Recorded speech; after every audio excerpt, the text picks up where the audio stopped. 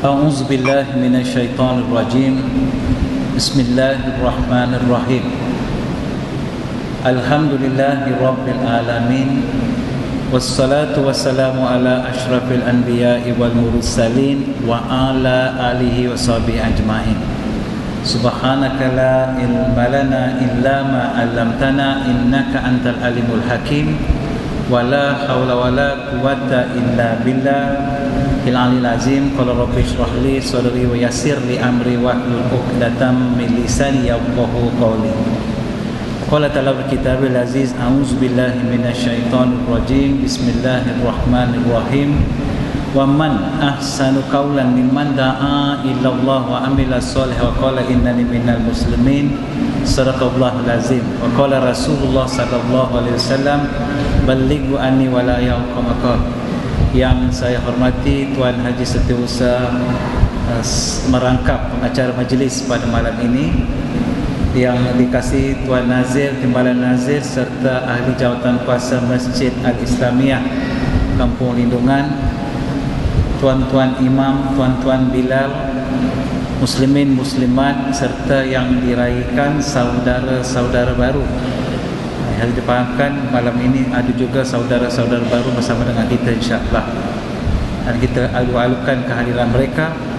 Dan Assalamualaikum warahmatullahi wabarakatuh. Alhamdulillah, pertama-tama saya bersyukur kehadrat Allah Subhanahu wa taala dengan izinnya sempat selamat sampai ke Masjid Al-Islamiyah ini. Saya rasa ini kali pertama saya pun sampai kemari. Dan sebelum ini masjid ni pun tak ada kot. Saya pun tengok belakang-belakang ni dia masih dalam, masya-Allah, proses penyiapan masjid. Masya-Allah, insya-Allah tak lama lagi siap lah kot. Dan satu masjid yang indah, besar, suasana Allah, seronok nak datang ke masjid. Tengok jemaah pun ramai. Saya datang tadi dah fikir, adakah jemaah malam ni di masjid? Anak-anak cuti sekolah, budak-budak cuti sekolah, mak bapak balik kampung. Jadi semalam saya di masjid serendah tempat saya tinggal lah, ceramah di sana, ganti seorang ustaz lain. Tengok separuh aja ada jemaah biasa, separuh tinggal. Tanya apa jadi, dia kata semua cuti sekolah. Jadi saya pun datang relax lah. Alhamdulillah tak ramai orang pun hari ni, terkejut malam ni tengok ramai orang. Alhamdulillah, ala kulli hal, insya-Allah seperti yang dimaklumkan oleh Setiausaha masjid tadi, insya-Allah saya akan berkongsi sedikit pengalaman saya, kenapa saya memeluk agama Islam, dan waktu yang sama saya akan ceritakan juga lah sedikit pengalaman saya menganut agama lama. Dan sedikit kalau sempat kita akan cerita tentang mungkin sedikit agama lama. Saya bukan tujuan kita nak memperkenalkan agama lain, tapi Allah Subhanahu wa taala berfirman dalam surah Ali Imran ayat yang ke-64. Allah berfirman, Allah sebut apa? Allah kata, "Qul ya ahlal kitab ta'ala kalimatin sawa'in bainana wa bainakum illa na'budu illallah wa la nusyrik bihi syai'an." Allah sebut, wahai ahli kitab, mari kita cari persamaan antara kami dengan antara kamu dalam kitab kami dan kitab kamu. Jadi Allah bagi pandangan kepada kita, idea kepada kita, macam mana kita nak berdakwah kepada orang bukan Islam, yang mendakwa mereka pun ada kitab. Allah kata apa? Allah sebut, pergi cari persamaan, jangan cari perbezaan.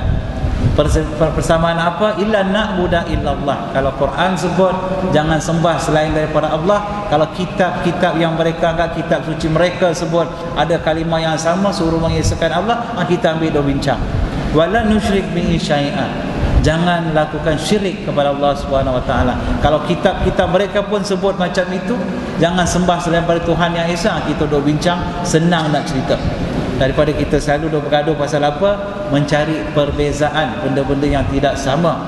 Sebab itulah kita tidak boleh dan tidak berjaya berdakwah kepada mereka yang belum beragama Islam di negara kita. Wallahu a'lam. Alhamdulillah, nama asal saya tak ada di dalam poster. Saya tengok tak ada nama lama. Kok ada yang pernah belajar dengan saya ke apa di sini. Nama lama saya adalah Darmasilan Lecumanan. Darmasilan tu nama saya, Lecumanan nama ayah saya. Dan ada nama tambahan kemudian diberi kepada saya, Sivacarya. Itu sebab penglibatan saya dalam agama Hindu lah. Biasa dia naik taraf, dia akan tambah sikit nama lah. Saya pun dibagi nama macam tu lah kita pun kekal sampai masuk Islam. Dan saya dilahirkan dalam keluarga ibu ayah beragama Hindu. Dan kenapa mereka beragama Hindu? Sebab tok moyang datuk nenek saya agama Hindu. Kenapa datuk moyang saya, datuk nenek saya agama Hindu? Sebab tok moyang saya agama Hindu. Tanya gitulah dia jawab, memanjang. Dan sampai kepada masa saya pula masuk Islam. Dan anak saya agama Islam. Kalau tanya anak saya kenapa kau agama Islam, dia pun jawab, mak bapak aku Islam lah. Jadi saya nak tanya semua orang dalam masjid lah, kenapa kita agama Islam? Kecuali yang masuk Islam ke belakang tu. Kenapa kita agama Islam? Sebab mak bapak kita agama Islam, kita pun beragama Islam. Berapa orang sini yang pilih nak jadi agama Islam? Ada juga lah malam ni lah, tapi tak ramai. Kita alhamdulillah lahir dalam keluarga agama Islam. Syukur alhamdulillah, tak berjuang kita, tak pernah korban apa benda pun, kita senang-senang dapat Islam. Banding dengan kawan-kawan kita yang masuk Islam, Masya Allah, mujahadah mereka, susah payah mereka, kena maki dengan keluarga, kena halau dengan keluarga, kena pukul dengan keluarga. Dekat Subang Jaya dulu kena bunuh pun ada, masa masuk Islam ada. Ni jadi kita alhamdulillah syukur kepada Allah Subhanahu Wa Taala memberi satu agama yang namanya Islam, dan kita pun beriman kepada Allah Subhanahu Wa Taala. Begitulah saya dilahirkan pada keluarga yang ibu ayah agama Hindu, dibesarkan sebagai penganut agama Hindu. Dan sehingga umur saya 28 tahun, dan saya membuat keputusan untuk memilih agama Islam sebagai agama saya. Umur saya 28 tahun. Kenapa saya masuk Islam? Saya tengok kat luar tu diletak Sami Islam. Dulu Sami Islam ke apa, saya tak berapa gemar nak gunakan ayat-ayat macam tu lagi. Pasal apa? Kalau kita dalam suasana kita berdakwah kepada orang bukan Islam, mula-mula letak sana Sami Hindu. Masuk Islam kan macam tu. Saya kata jangan bubuh Hindu-Hindu lah. Kita cita-cita nak dakwah kepada orang Hindu, buat orang Hindu marah, payah kita nak dakwah. Jadi kita buat lembut sikit lah. Letaklah dalam gelap masuk cahaya ke. Itu bahasa-bahasa yang mudah, seronok orang dengar kan. Alhamdulillah, begitulah. Saya sejak kecil lagi, bila saya didedahkan kepada agama Hindu, dan saya satu-satunya anak daripada 6 adik-beradik yang lama bertahan pergi ke kuil belajar agama Hindu, dan dia mendatangkan minat kepada saya untuk mendalami agama lama saya. Dan saya pun selalu macam juga orang Islam, dia cita-cita nak mati dalam iman. Saya pun zaman agama Hindu nak mati dalam iman Hindu. Cita-cita saya macam tu, kalau boleh nak jadi seorang Hindu yang baik. Dan saya pun tahu Tuhan yang jadikan tuan-tuan sebagai Islam lah Tuhan yang jadikan saya pun sebagai Hindu. Dan sebab dulu sebelum masuk Islam pun saya dah sebut Tuhan itu satu. Bukan saya, malah hampir semua orang bukan Islam, walaupun dia sembah macam-macam, dia letak atas meja dia sembah macam-macam, cuba kita tanya Tuhan ada berapa, pasti dia jawab Tuhan ada satu. Walaupun mereka sembah macam-macam, mereka akan jawab, tapi kalau Tuhan satu, kenapa tak nak sembah Tuhan yang satu? Karena kalau Tuhan dah satu, sembahlah Tuhan yang satu. Jawapan mereka mudah, macam saya jawab dulu. Kenapa nak sembah Tuhan yang satu? Sebab agama tok moyang saya sudah pun ada Tuhan-Tuhan kita yang lama. Kalau sembah hak ini sama seperti sembah Tuhan yang satu. Ini logik ataupun balasan yang biasa kita dapat daripada orang yang bukan agama Islam. Tak payah kita nak tukar Tuhan kita nak jadi Tuhan Islam.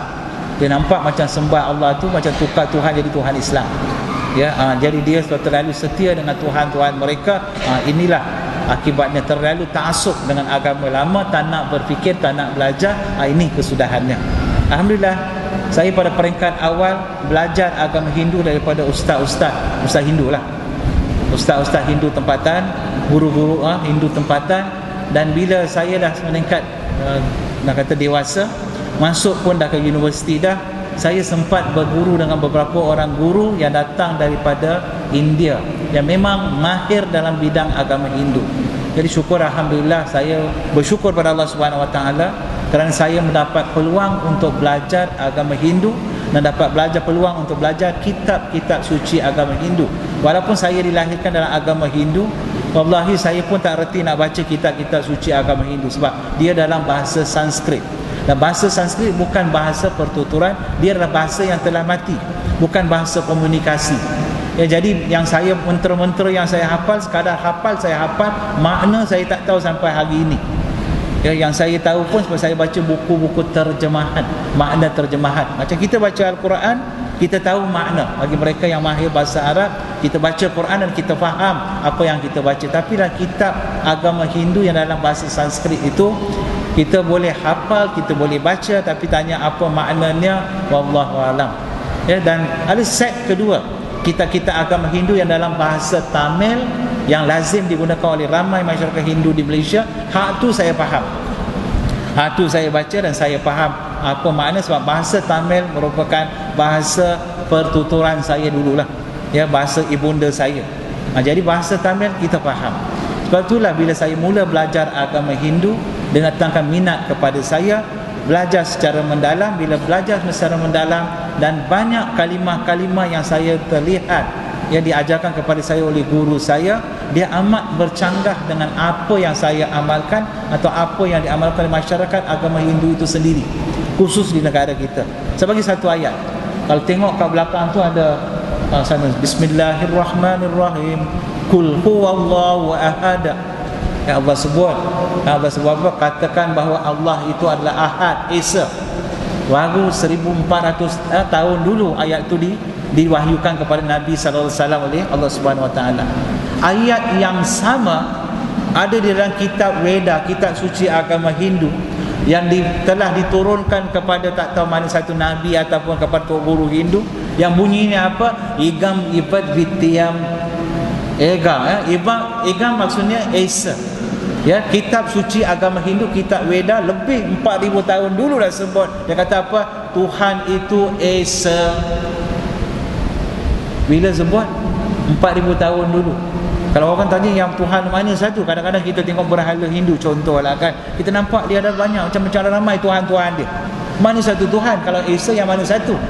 Kitab yang sama lebih 4000 tahun dulu dah sebut. Dia kata apa? Natasya Pratima Asti. Tuhan sebut dalam kitab suci agama Hindu, dia kata Natasya Pratima Asti. Maksudnya tidak sekali-kali. Tuhan sebut kamu boleh melihat wajah aku dengan mata kamu. Lam yakullahu kufuwan ahad. Tak ada yang setara dengannya.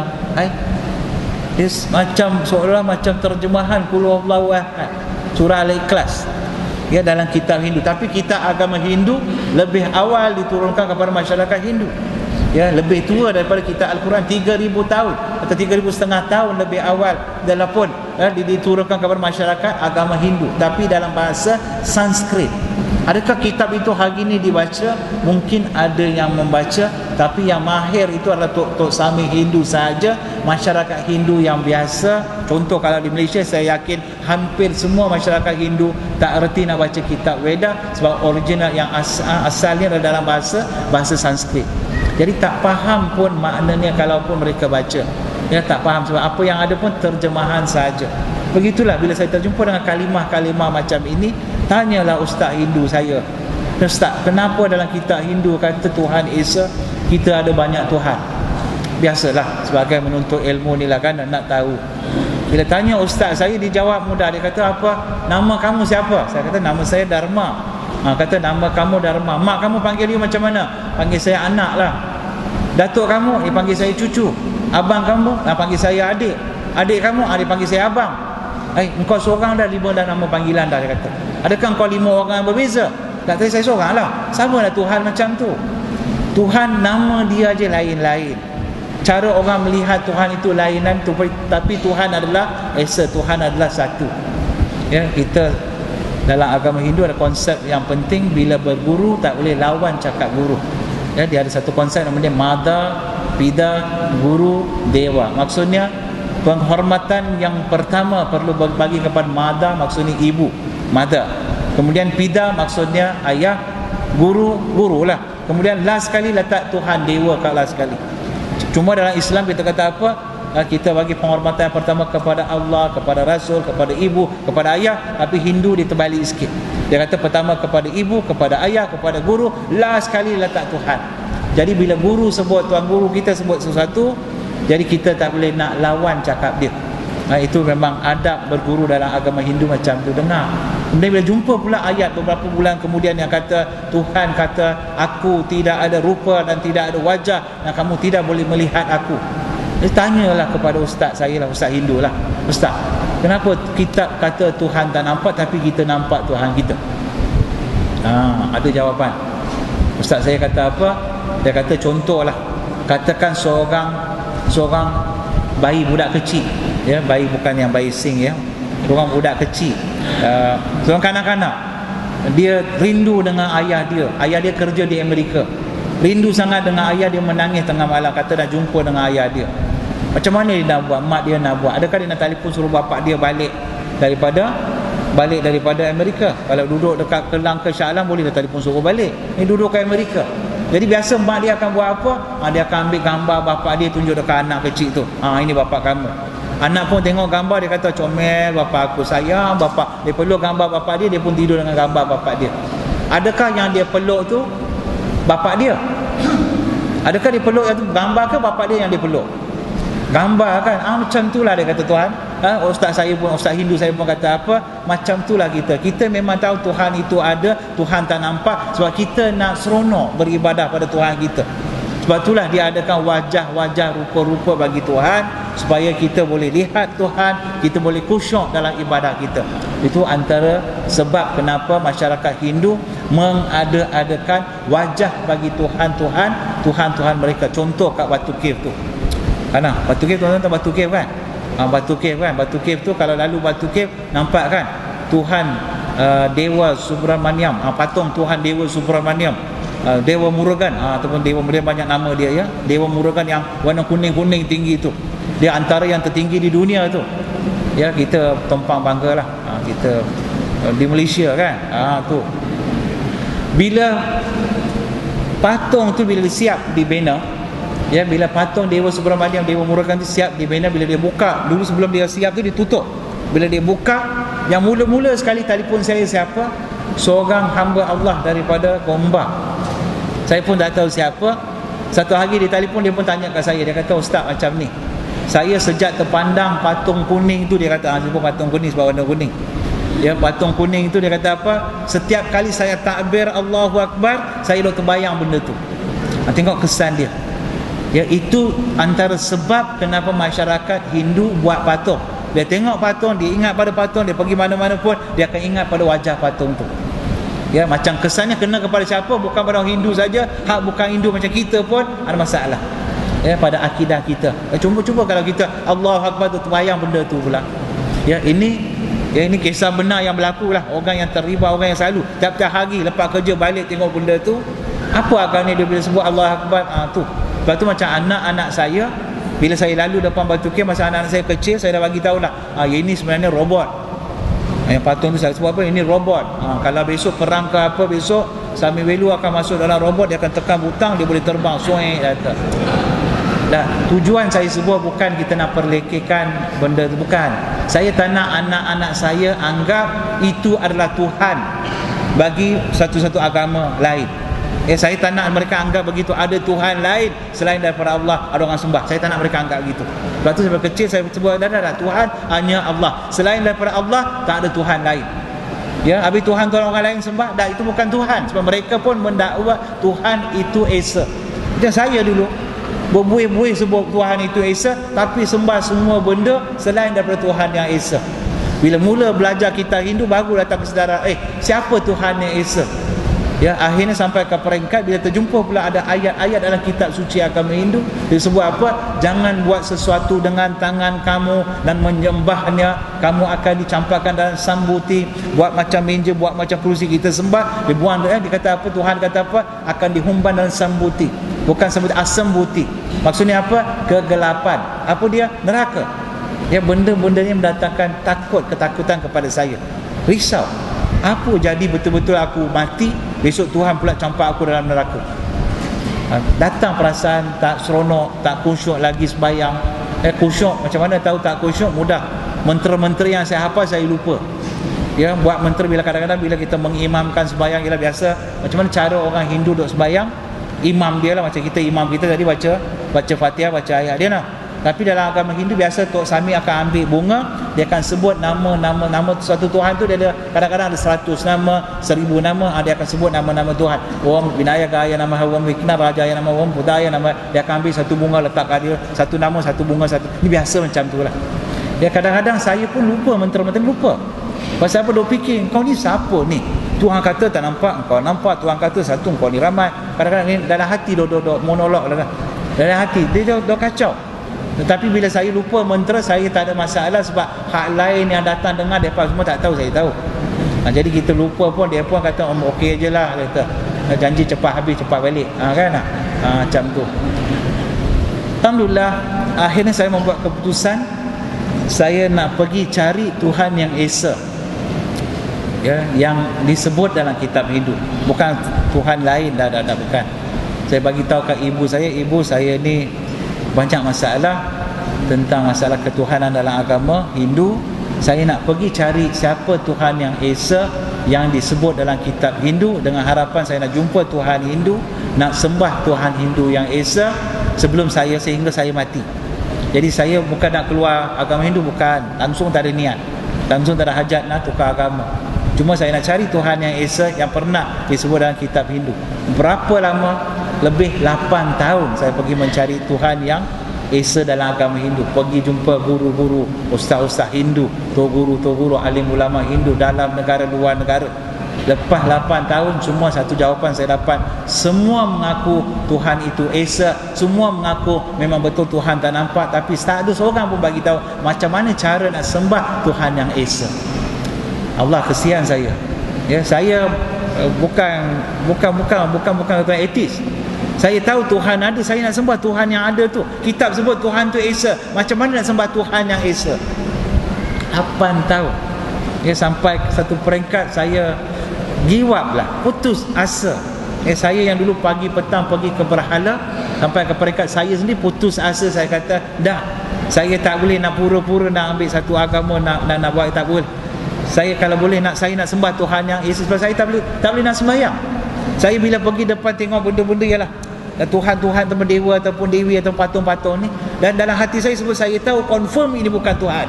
Itu saya amat pasti. Saya tahu bukan saya sebut, kitab Hindu sebut Tuhan tak ada wajah, tak ada rupa, tak boleh dilihat. Habis yang semua nampak bukan Tuhan. Bukan saya sebut, kitab Hindu sebut gitu. Habis macam mana saya nak sembah benda yang bukan Tuhan? Ya, tapi tak tahu pula cara nak sembah. Akhirnya saya buat keputusan apa? Pergi ke sebuah gereja di Jalan Gasing. Saya tinggal di Section 6 PJ waktu tu, di Jalan Gasing. Saya pun duduk kat Jalan Gasing. Jadi saya tiap-tiap hari Ahad saya pergi ke sebuah gereja Saint Francis Xavier depan KWSP Jalan Gasing tu. Tiap-tiap Ahad. Tapi alhamdulillah, lepas mula-mula pergi saya pun seronok, sebab kecil-kecil saya pernah pergi ke gereja. Sebab ayah saya meninggal masa umur saya 6 tahun. Jadi padri dekat dengan rumah saya, kerja dekat rumah, datang jumpa datuk nenek, dia kata kesian budak-budak semua kecil, suruhlah tiap-tiap Ahad pergi main-main dekat gereja. Tengok dia ajak suruh pergi Sunday school. Mudah-mudahan mereka lupalah kesedihan bapa dia meninggal. Jadi tiap-tiap Ahad masa kecil saya pergi gereja. Pernah berkenalan dengan Nabi Isa AS, pernah jatuh cinta kepada Nabi Isa, pernah sayang Nabi Isa. Tapi mak saya nampak kan kita ni terlalu, makin lama makin pergi kepada agama Kristian. Balik rumah pun duk nyanyi lagu-lagu yang diajar dalam gereja. Follow, I will follow Jesus. Anywhere, everywhere, I will follow him. Mak saya kata, apa pula nak ikut Jesus? Kita ada Tuhan kita banyak, nak ikut Jesus ni apa hal? Dia pun kodang kita, bawa kita balik pergi ke kuil, pergi ke berhala. Dan bila saya pergi balik ke gereja, saya terkenang semula zaman kecil-kecil pergi ke berhala. Dan dalam hati saya kata, alhamdulillah. Tak sebut alhamdulillah lah, belum Islam lah kan. Dia kata elok jugalah balik ke gereja. Mudah-mudahan saya dapat kenal lagi, rapat lagi dengan siapa? Dengan Nabi Isa AS. Moga-moga saya boleh beriman kepada Nabi Isa, dengan Jesus. Tapi bila mula belajar, baru dah saya dapat tahu bahawa dalam agama Katolik Kristian ni Tuhannya bukan satu, tapi ada 3. Dia ada Tuhan Bapa, Tuhan Anak, Rohul Kudus. Dan saya pernah tanya pada padri itu, kenapa 3 Father? Kenapa bukan satu? Sebab saya datang ke gereja dengan harapan jumpa Tuhan yang Esa, Tuhan yang satu. Tapi bila disebut Tuhan ada 3, dia kata it's matter of faith in Christianity, dia kata. Ini hal-hal keimanan dalam agama Kristian. Kalau kamu nak terima agama Kristian, dan kamu kena terima Trinity ini, dia kata. 3 dalam satu Trinity. Ya, 3 dalam satu. Maksud bukan 3 Tuhan, tapi 3 Tuhan dalam satu Tuhan. Saya kata dalam agama Hindu, agama lama saya pun ada Tuhan macam tu. Ada 3 Tuhan besar. Tuhan Siva, Tuhan Brahma, Tuhan Vishnu. Tapi mereka bukan 3, mereka pun 3 dalam satu. Disebut Trimurti. Bunyi dekat-dekat sama. Sini kata Trimurti, sana kata Trinity. Saya kata saya tak nak 3-3 lah, Father. Saya nak yang satu. Dia balik-balik dia sebut benda yang sama. It's a matter of faith in Christianity, in Catholicism. Dia kata agama Islam, agama Kristen Katolik, kamu kena terima Trinity, dia kata. Iaitu Tuhan 3 dalam satu. Saya lepas lebih kurang 6 bulan kemudian, hilang pula saya punya keseronokan nak pergi gereja bila tahu Tuhan tu lebih daripada satu. Saya kata saya datang bukan cari 3. Kalau ada 3, baik saya ikut agama lama saya pun ada 3 Tuhan besar. Selesai masalah. Lepas tu saya dah mula tak pergi ke gereja. Merajuk dengan siapa? Merajuk dengan Tuhan. Sebab saya tahu Tuhan ada, dan saya tahu, saya yakin Tuhan pun tahu saya ada. Cuma masalah saya tak tahu yang mana satu Tuhan yang sebenar. Semua mendakwa mereka ada Tuhan, tapi yang mana satu Tuhan yang benar? Ya, tapi tak terbuka hati langsung nak pergi jumpa mana-mana ustaz-ustaz ke imam ke apa, tanya pasal Islam. Tak langsung, tak terbuka, sebab Islam not for me lah. Islam tu untuk orang Melayu cukup lah. Memang ya, kita memang, saya dibesarkan dalam suasana macam tu. Ya, daripada kecil apa yang saya tahu, doktrin yang ditanam dalam fikih minda kita apa dia? Hak Melayu, Islam untuk Melayu, agama untuk Hindu ni untuk orang India, agama Buddha ni untuk orang Cina. Macam tu kita besar dalam suasana macam tu. Ya, dan macam itulah di Malaysia pun macam itulah keadaan ni, seolah-olah orang Melayu ni dakwa dululah, seolah-olah Islam tu untuk mereka sahaja. Ya, macam untuk mereka saja, macam yalah sendirian berhad. Dan saya terkejut. Ya, bila macam tiba-tiba pula bila saya terlihat ada kawan-kawan yang Cina Muslim, India Muslim pun ada. Kadang-kadang tengok ada Mat Saleh yang masuk agama Islam, ramai juga. Baru tanya, Islam ni bukan untuk orang Melayu. Baru terbuka sikitlah minda saya. Tapi kata tak apalah, biarlah orang Melayu ajalah jadi Islam, kita Hindu ajalah. Tapi waktu tu pula tak boleh nak sembah, nak pergi berhala tak pergi, berhala gereja tak pergi. Jadi lebih kurang 2-3 bulan tak buat apa benda pun, tak sembahyang pun. Tak sembahyang apa benda pun. Tapi saya bukan etis. Saya bukan tolak Tuhan. Saya cuma tolak agama saja. Sebab saya tak tahu yang mana satu Tuhan yang sebenar. Saya tahu Tuhan ada. Dan kalau tanya orang etis, dia kata Tuhan tak ada Tuhan. Dia kata la ilah, tak ada Tuhan. Itu etis. Tapi saya kata ada Tuhan, tapi tak tahu yang mana satu Tuhan. Itu masalah saya. Ya, tapi alhamdulillah dalam keadaan mencari-cari Tuhan itulah satu hari saya terdengar satu forum perdana ehwal Islam, satu malam Jumaat. Lama dululah, bukan 20 tahun dulu. Itu zaman yang ustaz-ustaz yang forum pakai kopiah putih dulu kan. Saya betulan waktu tu saya duduk balik kerja malam, bukan macam ni lah, datang-datang buka TV, tiba-tiba 3-4 orang tua dah pakai kopiah putih sembang-sembang pasal agama. Saya pun duk tengok, bukan pasal minat nak tengok forum perdana ehwal Islam, bukan. Pasal remote rosak. Itu aja. Malas nak bangun nak pergi tukar channel. Kan? Malas nak bangun bangkit, malas nak bangkit kerusi. Kata leceh lah, tengok aje lah apa orang tua ni nak mengarut. Macam tu tengok forum perdana. Bukan niat nak tahu Islam. Tapi waktu buka TV tu, ada seorang ustaz, dia sedang kupas apa benda saya pun tak tahu, tapi saya masih ingat kata-kata dia pada waktu tu. Apa dia kata? Dia kata kalau niat kita baik, amalan kita baik, banyak kita buat jariah, banyak kita buat kebajikan, macam-macam perkara baik kita buat, tapi kalau kita tak beriman, semua yang kita lakukan itu tidak dikira sebagai ibadah, dan Allah tidak akan terima semua amalan-amalan itu. Saya bila dia dengar cakap macam tu, bangkit daripada kursi, nak tumbuk, nak tumbuk dia, tapi dia dalam TV. Sebab yang saya faham apa, semua amalan dibuat oleh orang Melayu, orang Islam, semua Tuhan terima, Allah terima, Tuhan terima. Tapi amalan baik macam mana pun orang bukan Islam buat, Tuhan tak terima. Itu yang saya faham daripada apa yang dia cakap. Mana boleh macam tu? Mana boleh? Kita masyarakat majmuk, satu Malaysia. Kenapa hak Melayu saja Tuhan terima, hak Islam Tuhan terima, hak lain tak terima? Kenapa hak Melayu saja nak masuk ke syurga, hak orang lain tak boleh masuk syurga? Marah. Saya warning kat ustaz tu. Saya kata, nasib baik kamu dalam TV. Saya kata, nasib baik. Saya pun tak kenal siapa dia. Saya pun tak pernah tengok muka dia sebelum itu, tak kenal siapa dia. Cuma lepas habis forum perdana keluar nama, nama dia apa ni, Profesor Datuk Dr. Harundin. Saya kata, nantilah kau, kalau aku jumpa satu lagi siap kau. Siap warning lagi. Malam tu bukan sekadar marah waktu tu, tapi malam tu nak tidur pun tak boleh. Pasal waktu nak tidur tak senang hati lah. Macam mana boleh sebut macam tu? Marah pula dengan Tuhan. Tuhan pun tak ada kerja lain. Kalau Tuhan maha adil, buatlah semua orang Islam, kan selesai masalah, mati semua masuk syurga. Kenapa Tuhan nak buat sekerat Islam, sekerat lagi bukan Islam? Hak yang Islam mati nak masuk syurga, yang bukan Islam mati kita kata apa? Masuk mana? Masuk neraka. Mana adilnya Tuhan? Kesian, tanya saudara-saudara baru kat belakang tu yang datang ni.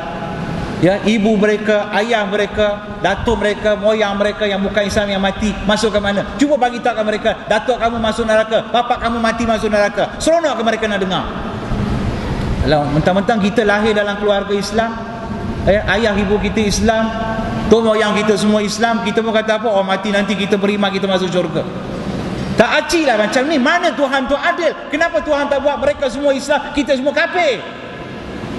Yalah, minta maaf saya sebut macam ni lah. Saya nak bagi tuan-tuan rasa macam mana hak orang lain rasa.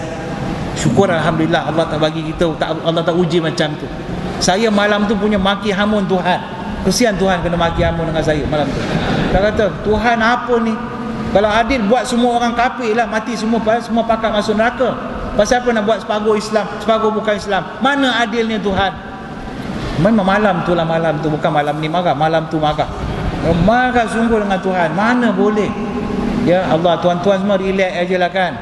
Dah habis dah pencen apa, cukup duit pergi buat haji, kita pun tu angan-angan mati masuk syurga. Tengok kawan-kawan kita yang bukan Islam, kadang-kadang Masya Allah akhlak mereka hebat.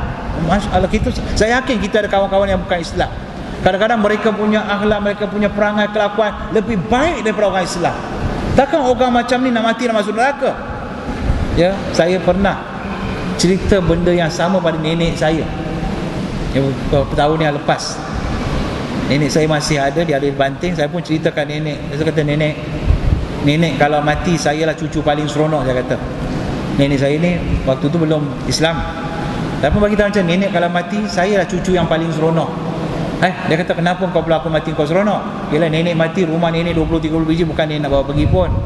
Duit nenek yang bertimbun dekat bank bukan nenek nak angkat pergi. Kami lah nak enjoy nenek, kita nak joli lepas tu. Tapi nenek susah, kita seronok, nenek susah. Kenapa saya susah? Pasal nenek masuk neraka. Nenek masuk neraka. Apa dia jawab nenek saya? Kata, aku yang besarkan kamu, bapak kamu mati, kamu kecil-kecil, aku yang besarkan kamu, hantar kamu pergi sekolah, hantar kamu pergi universiti, macam-macam aku buatkan kamu, adik-beradik kamu, aku mati nak masuk neraka kah?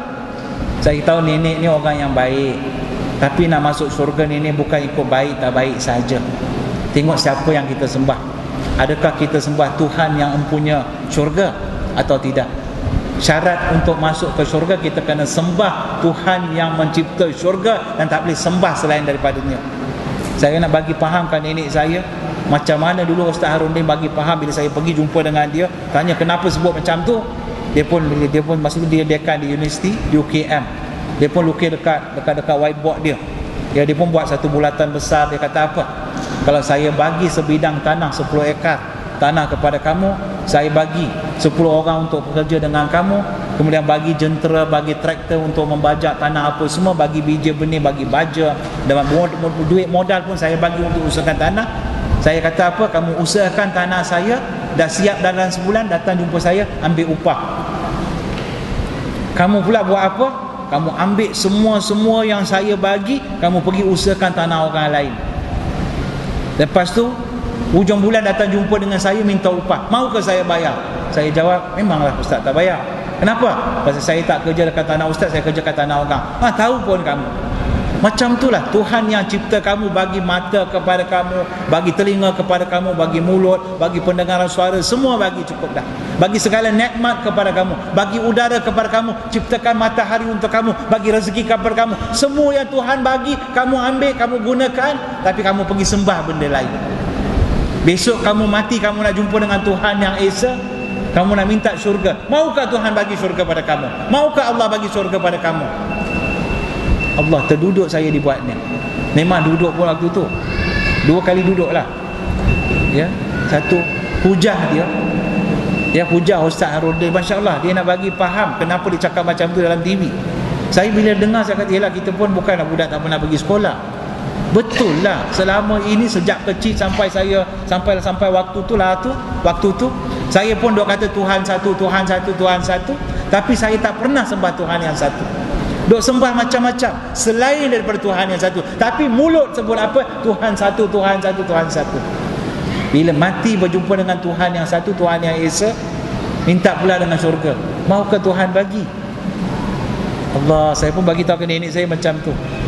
Semua Tuhan bagi, nenek ambil harta benda nenek semua ni Tuhan yang bagi. Tapi nenek pergi sembah macam-macam gambar-gambar ni semua Tuhan, nenek pergi sembah. Dan besok mati gambar-gambar ni semua, sekarang tak akan cakap, besok mati dia akan cakap kat nenek. Nenek minta syurga kat gambar-gambar ni, Tuhan-Tuhan yang nenek kata dewa-dewa ni, dia akan kata apa? Bila aku suruh kau sembah aku? Kamu sendiri datang sembah aku. Patung yang nenek sembah hari ni duduk diam. Bila nenek dah mati di akhirat, patung ni akan cakap. Nenek minta kat patung syurga, patung tu kata apa? Aku ni batu, aku pun duk sembah Tuhan yang cipta aku, Allah. Aku pun duk ingat pada Tuhan yang cipta aku, Allah Subhanahu Wa Taala. Kamu main, kamu duk pecah kepala kamu kelapa lah macam-macam. Hari ni kau minta syurga, macam mana aku nak bagi syurga? Aku pun duk harap syurga hari ni. Tuhan tu, Tuhan nenek akan cakap macam tu. Dia cakap macam tu, nenek saya pun dah takut dah. Dia naik seram, dia kata kalaulah betul cucu saya cakap ni, mati tak? Mati susah, mampu dia kata. Akhirnya nenek saya pun lapas apa? Aku pun yakin kepada Allah, dia kata. Ya, saya pun percaya Allah dan yakin kepada Allah. Alhamdulillah. Saya kata selesai satu perjuangan. Maksud, walaupun kata-kata Ustaz Harudin pada malam itu memang buat saya marah sungguh, tapi hari ini dia menjadi satu modal yang sangat besar bagi saya untuk berdakwah kepada mereka yang bukan agama Islam. Ya, kadang-kadang orang sekarang dulu kalau buka mulut nak cerita pasal Islam payah. Tapi sekarang Masya Allah, orang bukan Islam datang tanya. Kalau saudara mara saya dulu, bila tahu saya masuk Islam, semua jauhkan diri daripada saya, tak nak jumpa dengan saya, tak nak cakap dengan saya. Lama, 5-6 tahun macam tu. Tapi sekarang mereka datang pada saya, tanya kenapa masuk Islam, kenapa pergi haji, kenapa kamu pusing-pusing keliling Kaabah, kenapa dok jalan kiri kanan dekat-dekat di TV tunjuk yang sa'i apa, kenapa mereka pergi lontar batu, kenapa orang Islam ni tak sembah, tak letak patung ke apa dok sembah kat sini, kenapa orang Islam ni sembah Kaabah, dia kata kita sembah Kaabah. Kadang-kadang mereka tak tahu. Jadi banyak persoalan rupa-rupanya ada dalam minda mereka. Benda-benda ini semua kita tak pernah bantu jawabkan kepada mereka, dan mereka tak pernah tanya, dan kita pun tak pernah bagi tahu kepada mereka. Dan mereka dok anggap seolah-olah kita orang Islam ni dok sembah apa? Dok sembah Kaabah. Jadi 2 sebab saya nak sebut kenapa saya memeluk agama Islam. Satu, dakwah yang disampaikan oleh Ustaz Harudin. Saya pun berjumpa dengan dia macam mana saya diperkenalkan kepada dia oleh salah seorang pelanggan saya di bank. Saya pernah bertugas sebagai pengurus di Jabatan Korporat Maybank satu masa dululah. Dan selepas dah masuk Islam, beberapa tahun kemudian saya berhenti. Dan rupanya salah seorang pelanggan saya, dialah yang ajak saya untuk pergi ke Usrah Ustaz Harudin di Petaling Jaya Seksyen 14. Dulu dia buat tiap-tiap malam Jumaat di sebuah rumah di Seksyen 14. So, saya pun duduk dekat dengan di Seksyen 6. Jadi pelanggan saya, dia datang ambil saya dah mula pergi ke Usrah sebelum lagi masuk Islam. Dan secara kebetulan hari pertama saya pergi ke Usrah, saya bagi tahu dekat pelanggan yang bawa saya, pelanggan di bank, saya kata tolong jangan bagi tahu orang ni orang ni semua, saya ni belum Islam. Mana tahu ada Taliban ke apa, takut juga tu. Saya kata tak apa, saya cuma nak dengar apa dia nak cerita saja, saya nak duduk ke belakang. Dan hari pertama saya pergi, secara betulan lepas mereka solat maghrib, lepas tu baca Yasin, baca Waqiah, berzikir, kemudian masuk Isyak, solat Isyak. Selepas dah solat Isyak, kemudian suruh makan. Lepas makan barulah mula kuliah Ustaz Harudin. Ya, dan hari itu Ustaz Harudin, sebab apa saya baru balik daripada Mekah, dan saya bawa satu kitab yang nama dia kitab Dosa-Dosa Besar. Dan dia pun mula baca kitab itu, dosa-dosa besar. Dia kata hari ini saya akan mula dengan dosa yang besar dalam agama Islam, iaitu dosa syirik. 2 jam dia duduk cerita macam seolah-olah 2 jam dia cakap dekat saya seorang aja. Sebab saya seorang buat syirik waktu tu.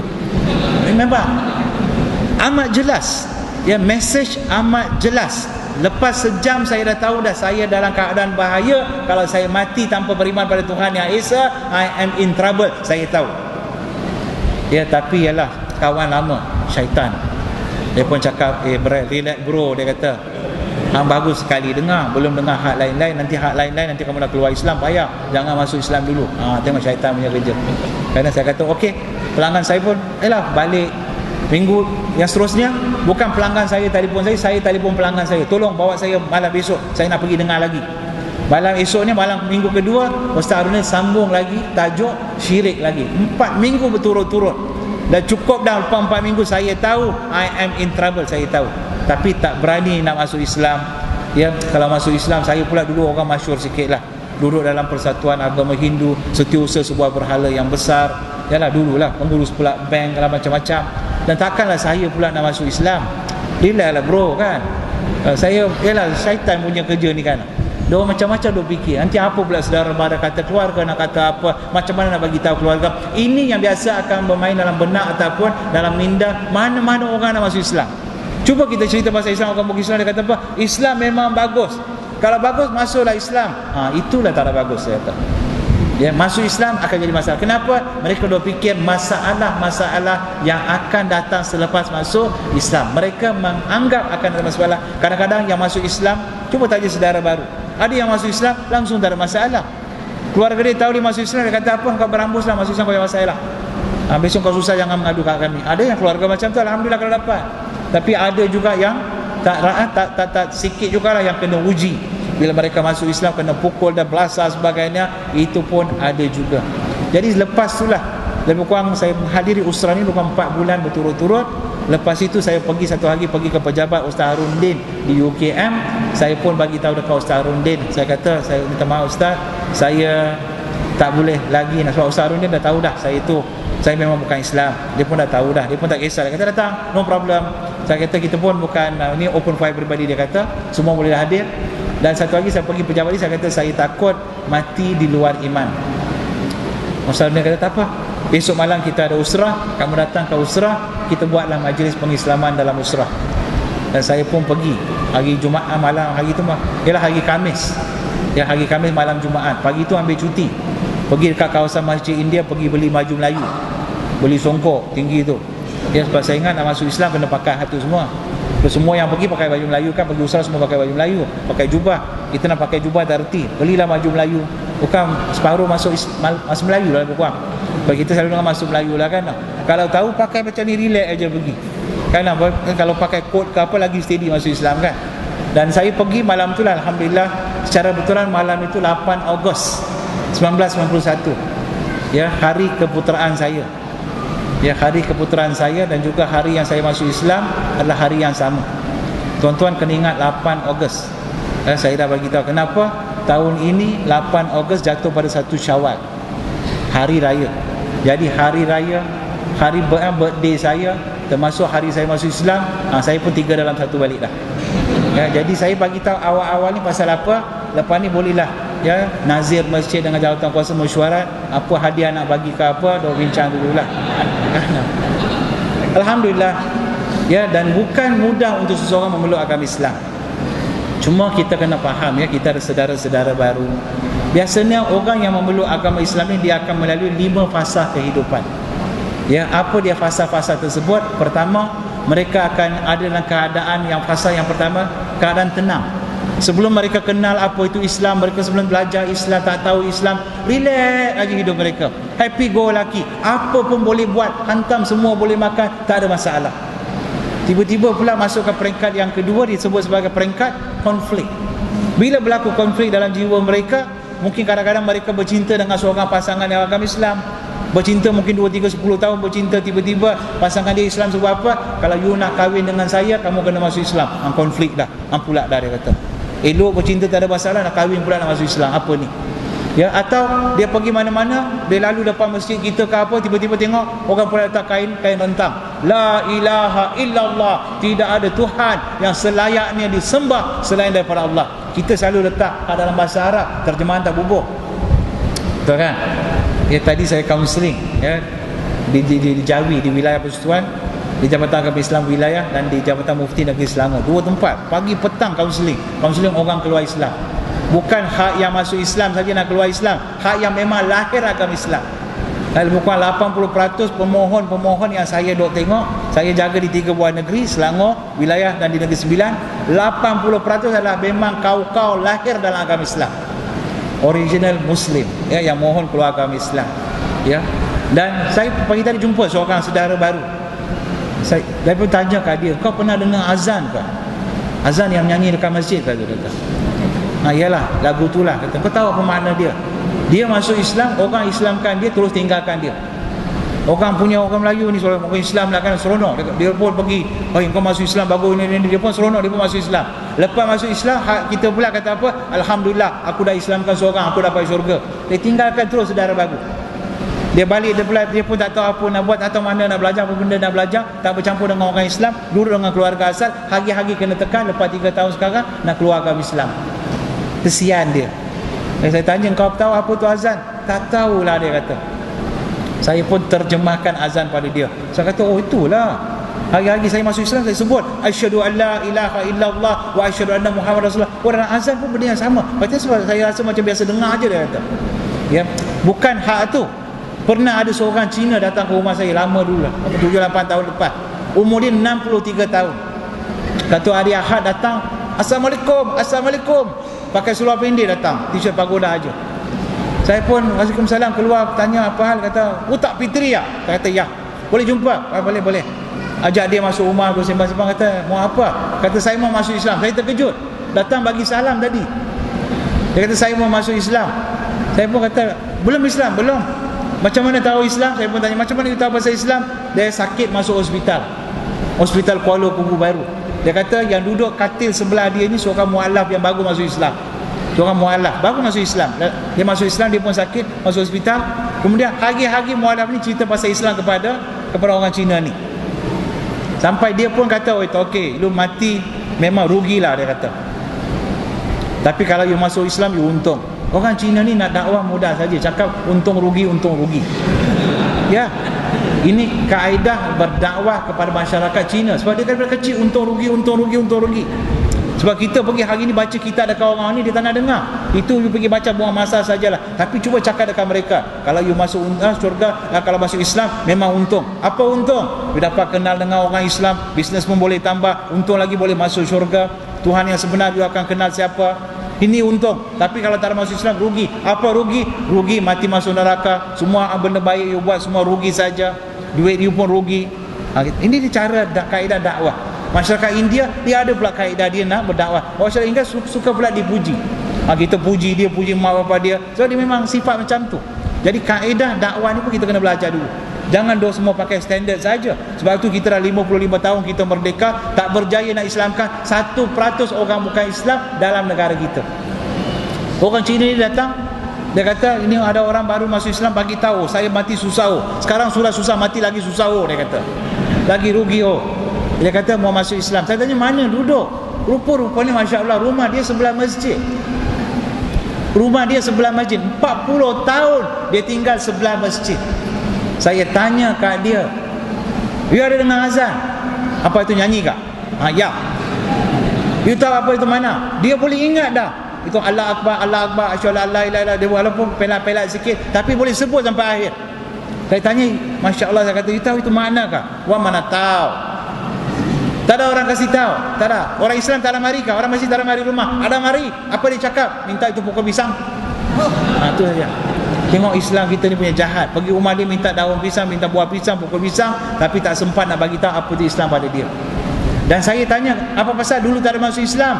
Wah, punya mak sudah cakap, lu jangan, sebab dia pernah ada keinginan untuk masuk agama Islam. Masa muda-muda, umur dia 20 tahun. Mak dia kata apa? Wah, punya mak sudah cakap, lu tak boleh masuk Islam, lu masuk Islam nanti saya mati. Jadi sebab dia seorang anak yang taat pada ibu dia, dia pun cancel ajak dia masuk Islam. Saya tanya, sekarang mau masuk Islam? Wah, punya mak sudah mati loh, dia kata. Dia pun no problem nak masuk Islam. Dan dia kata apa? Bila mak dia mati dah dekat 20 tahun. Pasal apa 20 tahun tak ada masuk Islam? Tu surat tak ada mari mah. Dia ingat apa? Dia ingat nak masuk Islam kena terima surat daripada kerajaan mengatakan tahniah saudara hari ini sudah diterima, boleh diterima untuk masuk Islam, atau saudara dijemput untuk masuk Islam. Tak, saya bukan cakap cerita bohong ni. Kalau tak percaya pergi tanya ramai lagi orang kat luar, dia ingat nak masuk Islam kena ada orang jemput mereka masuk Islam. Rupa-rupanya ramai orang ada keinginan kepada Islam, tapi kita tak pernah pun teringin nak jemput mereka masuk agama Islam. Saya minta ampun, minta maaf sebut. Cuba tengok luar masjid kita. Kita letak cantik nama masjid kita, kadang-kadang tulis pula dalam tulisan khat bahasa Arab, kita pun tak reti baca. Tapi lupa nak bubuh nombor telefon masjid kat luar. Bukan sini lah, tempat lain, kampung saya lah.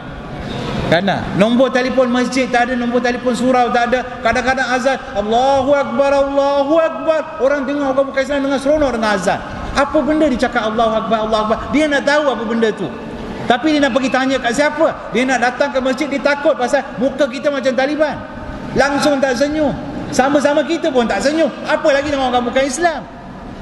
Kerana ini testimoni saya dapat dari orang bukan Islam. Pasal apa tak ada pergi tanya tu masjid? Oh ya, itu orang tengok muka galang-galang, dia kata. Ya, ini ni masalah kita, masya-Allah. Ya, jadi masya-Allah. Jadi macam mana kita nak buat? Kawan-kawan letaklah banner ke poster ke, ingin tahu tentang Islam, sila hubungi nombor, apa-apa nombor siapa, Setiausaha ke, atau tak ada nombor, hubung nombor saya pun boleh. Ya, hubung balik modal tuan-tuan. Letak satu banner, harga dia lebih kurang RM100. Ya, kalau seorang masuk Islam pasal tengok banner kita, balik modal dunia akhirat bagi kita. Nabi kata itu adalah lebih baik daripada dunia dan segala isi yang ada di dalamnya. Allahu Akbar. Saya yakin besok banner akan naik di kampung lindungan semua tempat. Ya, letaklah mudah-mudahan pasal kita punya banner orang masuk Islam, kita pun tak reti siapa minat pada Islam. Ramai-ramai orang bukan Islam, siapa yang minat kita mana tahu.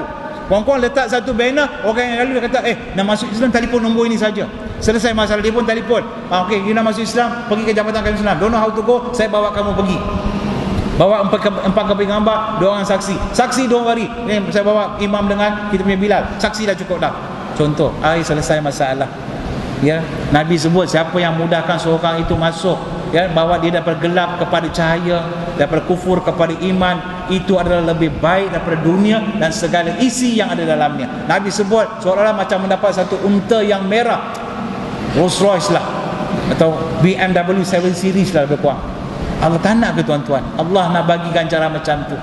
Ya, subhanallah. Ya, sebenarnya ini ganjaran yang Allah bagi mereka yang kita usahakan bawa kepada Islam. Cerita sikit saja, dia pun setuju masuk Islam. Hari ini dah masuk agama Islam dah, alhamdulillah. Ya, dah masuk agama Islam. Macam inilah yang orang-orang yang saya jumpa yang bawa kepada agama Islam, rupa-rupanya ramai orang di Malaysia memang ada keinginan untuk masuk agama Islam. Dulu mula-mula bila saya buat kerja-kerja dakwah, saya tulis nama orang-orang masuk Islam, simpan-simpan. Tahun ni 100, tahun kedua ada 200, tahun ketiga 300 masuk Islam. Sekarang saya buang buku ni macam seolah-olah macam nak riak pula ni. Orang tanya, berapa ratus masuk Islam? Adalah, cukuplah. Sekarang cukup, sekarang Allah tahu. Kenapa? Bukan saya dah fikir-fikir, bukan mereka ni, bukan saya dakwah mereka masuk agama Islam. Dah, secara betulan mereka Allah dah bagi hidayah, siap dah. Saya hanya buat the touching, final touching saja. Ya, final touch saja yang saya buat, yang penyudahan saja yang saya buat.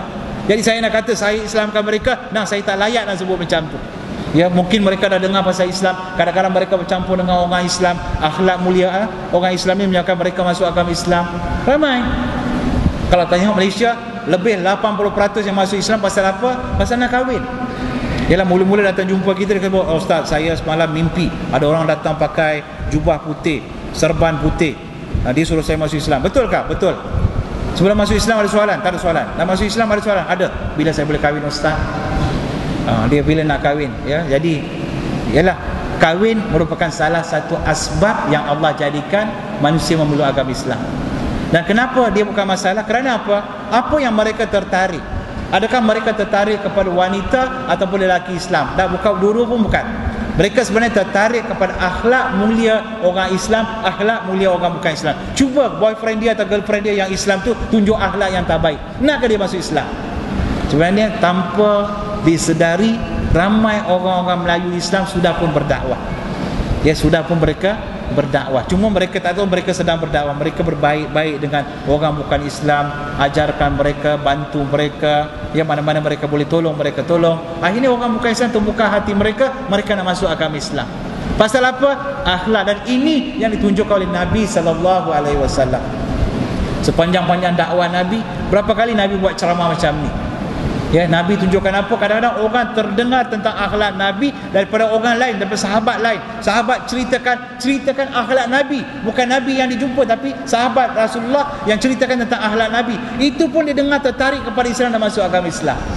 Ya, tapi hari ini di negara kita, realiti yang berlaku, berapa ramai orang bukan Islam yang masuk agama Islam, ya, kerana mereka didakwah oleh orang-orang Islam. Berapa ramai yang masuk Islam yang saya selalu jumpa pun tak ada. Pernah tak orang cerita pasal Islam pada kamu? Tak ada. Dari macam mana kamu tahu tentang Islam? Saya tengok dalam internet, saya terbaca dalam YouTube, saya pergi luar negara. Mereka pergi luar negara, dapat pula Islam di luar negara. Ada seorang wanita Hindu daripada Puchong datang jumpa saya di Masjid Negeri Shah Alam. Kita ada pejabat Perkim, ya, di Negeri Shah Alam, Perkim Negeri Selangor. Dia datang jumpa saya. Dia datang jumpa bukan tanya pasal Islam, dia tanya kenapa you masuk Islam? Macam malam ni lah, mana tahu kenapa you masuk Islam? Dia marah. Bukan seorang, dia marah. Saya tak cerita kenapa saya masuk Islam.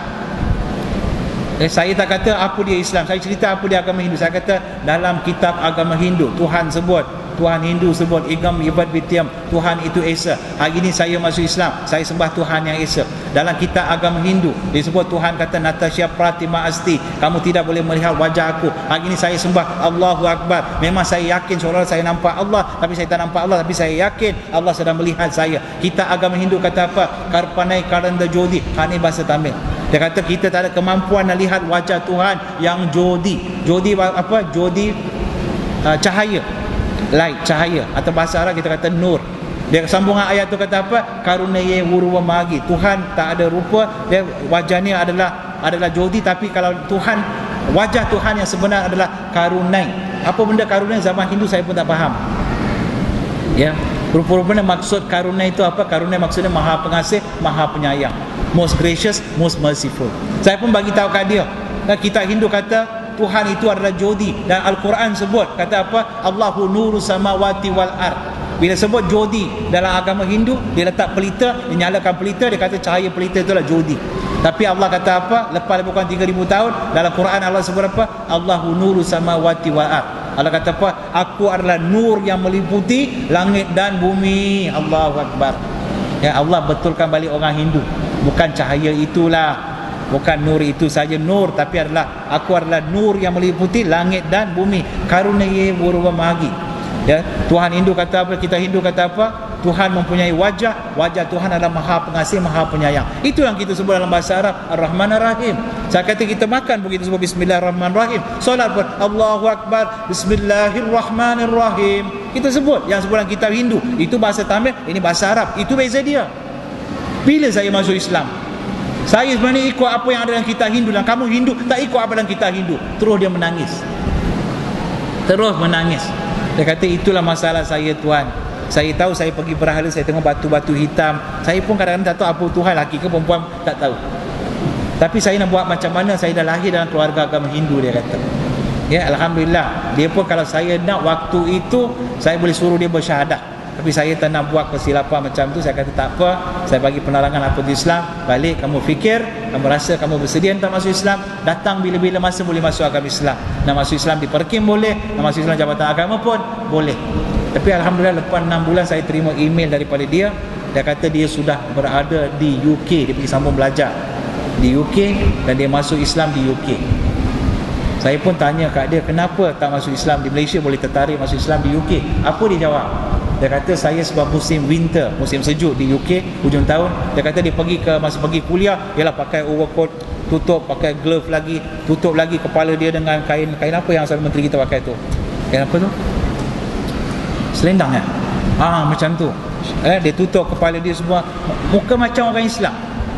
So dia tutup pasal sejuk, bukan pasal nak tutup aurat, bukan. Pasal sejuk. Jadi bila orang Islam jumpa dia, bagi salam. Assalamualaikum sister. Mat Saleh bagi salam. Mat Saleh mu'alaf pula. Jumpa dia, tengok dia ingat ini Islam. Assalamualaikum sister. Jadi Mina Saleh yang masuk Islam, jumpa dia, Assalamualaikum sister. Masya Allah. Dia pun 1 hari, 2 hari, 3 hari dia tak tahan. Dia kata kalau kat Malaysia orang Melayu tak pernah pun bagi salam kat aku. Kat sini Mat Saleh pula bagi salam kat aku. Hari keempat dia pergi ke LMC, London Muslim Center. dan dia pun mengucapkan 2 kalimah syahadah dan masuk agama Islam. Ya, tengok nak sebut akhlak ni. Saya nak kongsi satulah cerita pengalaman di London. Ya, saya pun pergi ke London bersama dengan isteri. Musim sejuk saya pergi. Musim sejuk, dah lah pakai macam ni, pakai coat lagi, overcoat lagi, ikat lagi. Sejuk. Kan? Peluk lagi. Malaysia tak pernah pegang tangan pun, jalan-jalan tak pegang tangan, tangan isteri pun tak pegang. Tapi London pergi kena peluk isteri pergi. Sekejap jalan, masalah. Assalamualaikum brother. Assalamualaikum. Pergi mana-mana pun dengar orang bagi salam. Pasal pakai kopiah ni lah, orang kenal kita Islam kan. Pakai kopiah. Dia bagi salam. Saya masa balik jumpa seorang mu'alaf, Mak Saleh, orang Britain lah, orang London masuk Islam. Jumpa kat airport, dia pun ada jamban sikit. Dia pun jumpa, Assalamualaikum brother. Dia cakap Waalaikumsalam. Saya terasa nak tanya kat dia, pergi tanya, jumpa, you brother, are you a new Muslim? You ni saudara baru kah? Dia kata, ya, saya baru masuk Islam. Dia kata, brother, can I ask you something? Saya nak tanya satu. I go everywhere in London, I hear people giving me salam, brother. Saya pergi mana-mana, saya dengar orang bagi salam pada saya. I'm from Malaysia. You know where is Malaysia? Saya dari Malaysia. Kamu tahu mana? I know, dia kata. In my country, di negara saya, I go anywhere with this. Even in the masjid, nobody give me salam, brother. Di negara saya pergi mana-mana, nak pergi ke masjid pun, kalau pakai kopiah pun, orang kata bagi salam. Tapi di negara kamu, negara kafir, ya, negara kafir, saya pergi mana-mana, saya dengar orang bagi salam pada saya. How could this happen, brother? Macam mana boleh jadi sampai macam tu? Apa Mak Saleh Mu'alaf ni jawab? Dia kata, my brother, saudaraku, never you heard, tak pernahkah kamu dengar our beloved Prophet Muhammad sallallahu alaihi wasallam as once said, Nabi kesayangan kita Nabi sallallahu alaihi wasallam pernah sekali sebut, the best among you, orang yang paling mulia di kalangan kamu, is the one always leads in giving the salam. Dia kata, orang yang selalu mendahului dalam memberi salam. Don't you want to be the best? Kamu tak nak jadi mulia kah? Dia tanya saya. Allahu Akbar. Saya nak tanya pada tuan-tuan yang ada dalam masjid, tuan-tuan semua tak nak jadi mulia ke di sisi Allah Subhanahu Wa Taala? Kalau nak jadi mulia di sisi Allah, mulai sekarang kita jumpa orang Islam, terus bagi salam. Jumpa saja orang Islam, Assalamualaikum, Nabi sebut, itulah orang yang paling mulia di sisi Allah Subhanahu Wa Taala. Allah, tapi kita memilih untuk tak nak jadi di sisi Allah, tak nak jadi mulia. Kita memilih tak nak jadi mulia. Apakah benda ni? Ya, sebab tu kalau kita sesama kita boleh bagi salam, itu dah cukup bagus dah untuk tarik orang-orang bukan Islam untuk mendekati agama Islam. Kita sama kita pun tak bagi salam. Kena ubah tuan-tuan, please. Ya, kena ubah. Ya, kita jadi mulia, kita bagi salam. Biar orang bukan Islam pun seronok, dia kata, kenapa? Ya, kenapa semua engkau bagi salam, aku tak bagi salam? Alah, mudah saja sebut asyhadu an la ilaha illallah wa asyhadu anna Muhammad Rasulullah, brother, you akan jadi saudara kami dan saya boleh bagi salam. Kan mudah nak sampaikan Islam. Tapi kita tak buat pun kerja macam ni. Ya, sebab itulah muslim-muslimat yang rahmat sekalian. Ya, jadi Islam milik siapa? Bukan milik sesuatu bangsa ataupun kaum. Ya, bukan. Itu pandangan saya sebelum masuk Islam. Islam untuk orang Melayu. Ya, anggap macam tu. Rupa-rupanya lepas masuk Islam, bila pertama kali pergi Mekah, Masya Allah, orang Melayu pula jadi orang minoriti di Mekah. Tengok orang Cina yang datang, lebih ramai Cina Muslim daripada negara Cina yang datang ke Mekah, lebih ramai daripada orang Melayu yang pergi buat haji dan umrah. Ya, cuba kita pergi tengok. Rupa-rupanya negara Cina terdapat 136 juta orang-orang Cina yang beragama Islam. Ya, 10% pindah mai ke Malaysia, habis orang Melayu pula jadi minoriti Muslim. Cina pula jadi majoriti Muslim. Ya, pasal apa? Mereka dapat Islam di tangan sahabat Nabi sallallahu alaihi wasallam. Sahabat Abi Waqqas beberapa sahabat pergi berdakwah kepada mereka, dan sampai ke hari ini, walaupun negara komunis, duduk di bawah komunis, tapi masih boleh mereka berkembang. Alhamdulillah, dan mereka masih kuat. Dan bila saya jumpa orang Cina yang agama Islam di Mekah, tak ada masalah, boleh berkomunikasi. Mereka boleh cakap Arab. Orang Cina boleh cakap Arab. Saya nak cakap Cina, saya pun tak erti. Dia nak cakap bahasa Tamil, bahasa Melayu, dia tak erti. Bahasa orang putih lagi tak erti. Tapi kita boleh berkomunikasi dalam bahasa Arab. Masya Allah. Tapi kawan-kawan saya di Malaysia ni cakap bahasa Arab, dia kata apa? Orang erti. Itu bahasa Jawa, bukan bahasa Arab, ya. Ni kita ni kena ubah sikit, tuan-tuan. Sebab itulah alhamdulillah, pada malam ni saya datang bukan nak cerita sangat pasal kenapa saya memilih agama Islam. Nak kata saya peluk Islam bukan betul sangat, tapi Islam yang peluk saya.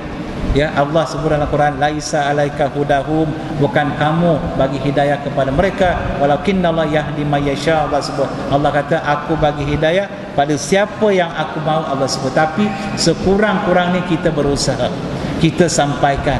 Ya tuan-tuan, kalau tuan-tuan orang yang bijak, ya orang yang bijak, ya saya pun dah rambut pun dah naik metalik, yalah dah semakin berusia. Orang yang bijak, apa kita akan buat?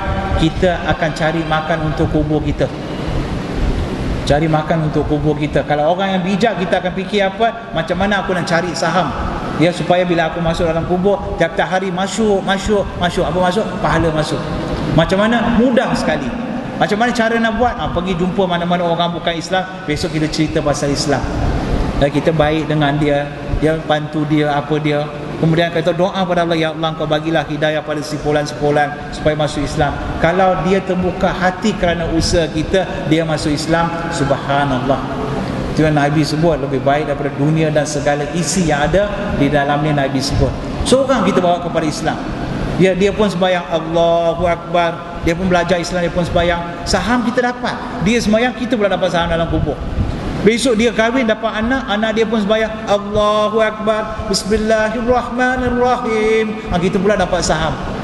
Besok cucu dia pula pun Islam, cucu dia sembahyang, kita dapat saham. Cicit dia sembahyang, dapat saham. Satu keturunan sampai hari kiamat, sebab daripada seorang yang kita Islamkan, semua amal-amal ibadah mereka buat Allahu Akbar, kita dapat saham.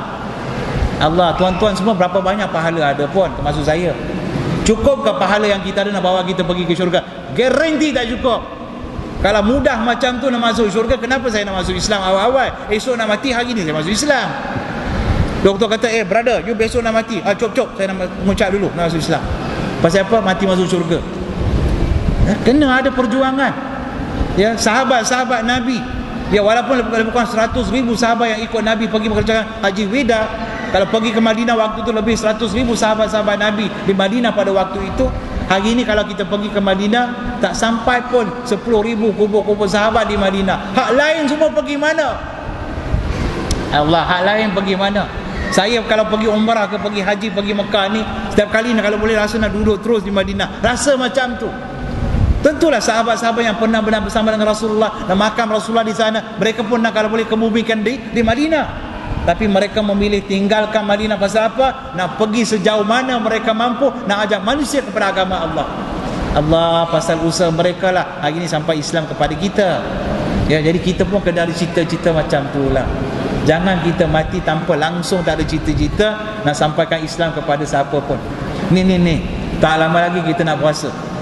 Kerana dalam puasa kita biasa imam ke, kita pun selalu dengan tazkirah. Ramadan ni dipecah kepada 3 bahagian. Hak pertama ni apa? Rahmah. Hak kedua ni maghfirah. Hak ketiga ni bebaskan daripada azab neraka, api neraka. Ya. Mula-mula rahmat, kedua dapat pengampunan, baru ketiga, tahap ketiga dalam puasa dapat apa? Dapat bebas daripada api neraka. Tapi Allah Subhanahu Wa Taala memberi satu peluang kepada kita. Allah kata apa? Bro, tak payah tunggulah Ramadan. Tak payah tunggu Ramadan nak bebaskan diri kamu dari api neraka. Aku bagi satu lagi, aku perkenalkan satu perniagaan kepada kamu. Allah kata apa? Allah perkenalkan perniagaan. Apa perniagaan? Tengok surah Saf ayat yang ke-10. Bismillahirrahmanirrahim.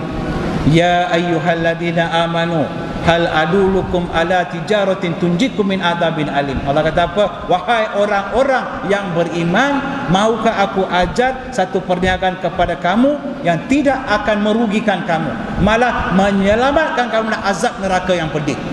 Wow. Allah bagi offer, kata apa? Kau buat bisnes ini, kamu confirm tak rugi. Mana ada perniagaan confirm tak rugi? Dahlah tak rugi, malah menyelamatkan kita daripada apa? Azab neraka yang pedih. Perniagaan apa? Tu'minuna billah wa rasulihi wa tujahiduna fi sabilillah bi amwalikum wa anfusikum dzalikum khairul lakum in kuntum ta'lamun. Allah sebut beriman kepada Allah, beriman kepada Rasul, dakwah fi sabilillah. Dengan apa? Dengan harta kamu, dengan diri kamu. Itulah yang paling terbaik sekiranya kamu faham tentang hal ini. Allah sebut. Allahu Akbar. Ya, kita semua orang bijak-bijak. Kenapa tak ambil perniagaan yang Allah bagi kita buat saja? Tunggu apa lagi tuan-tuan? Tak yakin ke? Tak yakin ke dengan Quran? Tak yakin ke dengan apa yang Allah firmankan?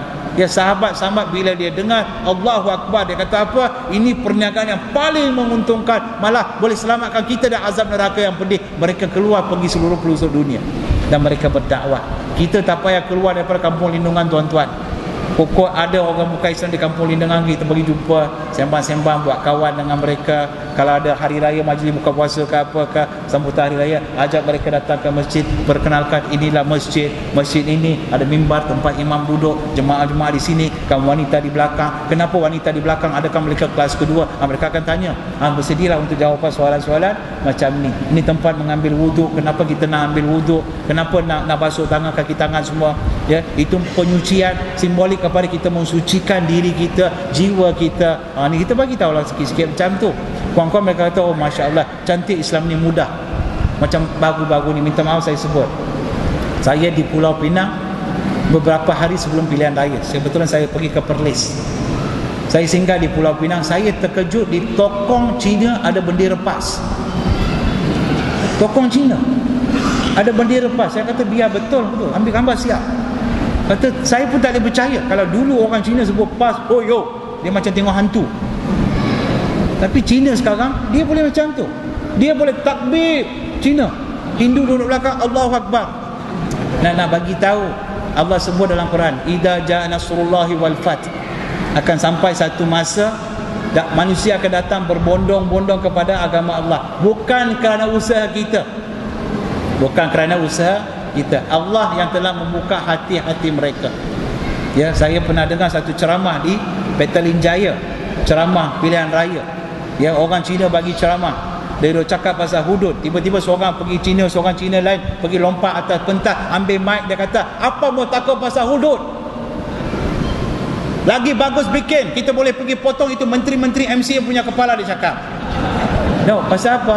Mereka sudah ada kefahaman.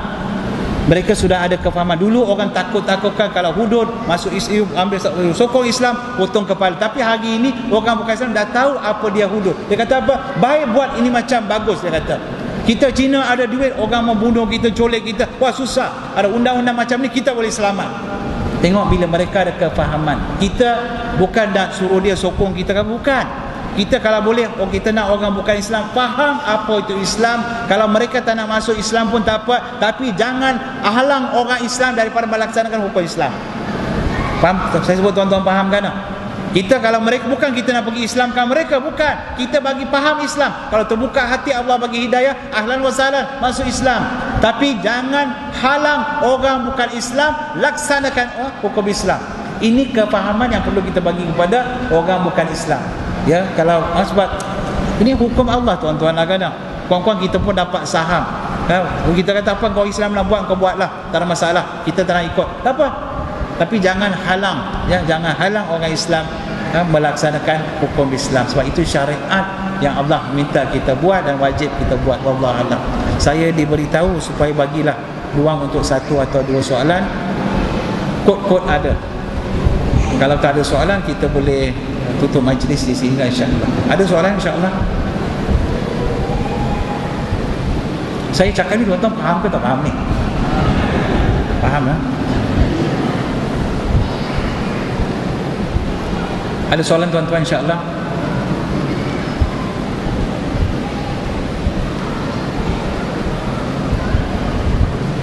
Mungkin dah terlebih faham pun, insya-Allah, ya. InsyaAllah selepas ini ada satu kertas kerja yang saya sediakan untuk satu seminar dakwah. Dan kertas kerja ini khusus saya sediakan untuk bagaimana cara kita nak berdakwah kepada masyarakat India. Ya, dalam kertas kerja saya ceritakan sedikit tentang agama Hindu, nas-nas yang mengatakan Tuhan itu Esa dalam kitab Hindu pun saya masukkan sedikit. Kalau contoh, kalau kita nak hujah, nak berdakwah kepada orang Hindu, kita boleh sebut, tengok kitab Hindu sekian-sekian, muka surat sekian-sekian, ayat sekian-sekian pun sebut Tuhan itu Esa. Jadi kita ada bahan kita nak bicara. Saya dah siapkan dah. Kemudian saya pun masukkan dalam kertas kerja itu apa tanggapan orang India terhadap agama Islam. Ya, kita dok ingat macam-macam tentang agama lain. Apa orang agama lain dok ingat pasal kita pun ada dalam itu. Dan macam mana program dakwah yang boleh kita anjurkan untuk masyarakat India, masyarakat Hindu, dan juga termasuk Dalam tu saya ceritakan sedikit tentang kebudayaan masyarakat India. Tujuan pasal apa? Puan-puan kita kenali mereka, mudah untuk kita nak berdakwah kepada mereka. Jadi siapa yang minat bolehlah ambil kertas kerja, insyaAllah akan diedarkan selepas ini. Boleh bawa balik baca atau bagi anak-anak baca untuk buat assignment kat universiti ke apa, untuk seminar perbandingan agama apa, boleh. Ya, insyaAllah saya halalkan, tak ada masalah insyaAllah. Ada soalan tuan-tuan? Kalau tidak ada soalan, tolong jangan tanya soalan masa saya nak balik. Ya, biasa saya tanya ada soalan, tak ada orang tanya soalan. Bila nak masuk kereta, Ustaz boleh satu soalan, dua soalan, tiga soalan, pukul 12 baru saya balik. Hal lain semua dah balik tidur dah. Ya, saya tak sihat, saya nak balik awal nak tidur. InsyaAllah ada soalan, alhamdulillah. Ya, ya, sir. Apa perasaan Ustaz selepas mengucap syahadat? Wah. Ya, perasaan. Terima kasih ya tuan. Tadi ada satu soalan, apa perasaan saya selepas saya mengucapkan syahadah. Tadi saya sebut ada 2 peringkat yang biasa dilalui. Ada 5 peringkat orang yang masuk Islam akan lalui. Saya sebut 2 sahaja. Pertama, tenang, kemudian tiba-tiba konflik bila tahu pasal Islam. Dia kata hanya Allah boleh disembah, kalau tak sembah Allah masuk neraka. Yang ketiga dia peringkat masuk Islam. Dia bila sudah konflik, dia pun buat kajian apa semua, kemudian dia pertimbangkan, barulah dia masuk Islam. Peringkat yang ketiga, bukan terus masuk Islam. Peringkat yang keempat, tenang semula. Apa yang berlaku lepas masuk Islam, dah tenang semula. Macam saya, bila dah masuk agama Islam, yang duduk sebelah saya, arwah Tan Sri Basir, saya rasa lah, dia Usra di section rumah dia pun belakang rumah Usra. Dia pun tanya, how do you feel? Macam mana rasa kamu? Saya sebut, saya rasa seolah-olah saya mati hidup semula. Itu perasaan saya. Sebab Allah bagi saya peluang kedua. Ya, bila masuk Islam saya terasa seolah-olah macam saya dapat peluang second life. Ya, kokot mati sebelum masuk Islam, apa nak jadi? Allah tak dapat nak dibayangkan. Ya, itu perasaan saya. Dan peringkat yang kelima apa dia? Disebut penghayatan. Maksud seseorang tu masuk Islam, dia dah tenang semula, barulah dia akan belajar dan menghayati apa yang dia belajar, amalkan. Bukan masuk Islam terus nak jadi ustaz, payahlah kan. Jadi 5 peringkat. Pertama, tenang, konflik, masuk Islam, tenang semula, kemudian penghayatan. Ini kitaran hidup seorang yang memeluk agama Islam secara baik. Allah Alam. Saya rasa tak ada soalan lain pun, insyaAllah. Tak ada, saya ucapkan terima kasihlah kepada pihak Masjid Islamiah Kampung Lindungan memberi saya peluang pada malam yang mulia ini, insyaAllah. Moga-moga Allah kira kita datang ke masjid, duduk iktikaf dengan kuliah balik ini satu amal yang akan diambil kira di Yaumul Mahsyar nanti, insyaAllah. Moga-moga Allah ampunkan semua dosa-dosa kita, Allah ampunkan dosa semua kedua ibu bapa kita, Allah beri taufik dan hidayah kepada kita, anak-anak kita hidup sebagai Islam dan mati sebagai Islam sampailah ke hari kiamat semua. Saya dengan wabillah taufik wal hidayah. Assalamualaikum warahmatullahi wabarakatuh.